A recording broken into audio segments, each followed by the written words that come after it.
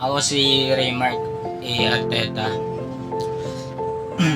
2 taon na akong tatrabaho sa Food Panda.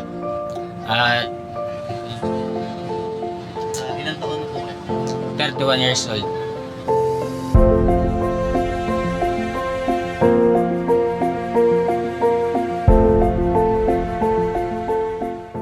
Kuya, sa 2 taon niyo pong pagtatrabaho or pagiging food panda rider, sapat po ba yung kinikita niyo na pangtustos sa pamilya niyo sa pang-araw-araw? Sapat naman. Sapat naman. Dahil sa ngayon nag-aaral yung asawa at anak ko eh. Kahit medyo kapos, nasusustento naman kahit papaano.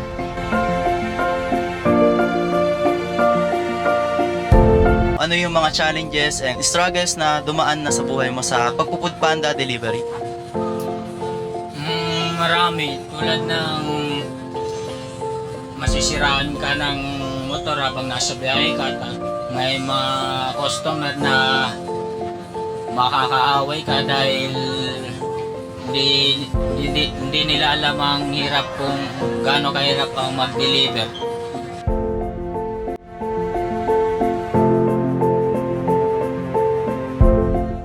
Kuya, ano po yung naging trabaho niyo po before po kayo maging food panda rider?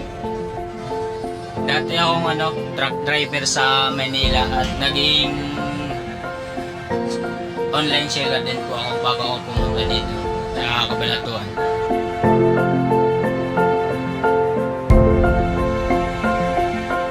Pero Raymark, kung kayo po ba ay pagbibigyan ng opportunity na kung saan is bibigyan po kayo ng trabaho na mas malaki pa po yung magiging kita nyo kaysa sa pagpo-food panda driver, igagrab nyo po ba yung opportunity na yon?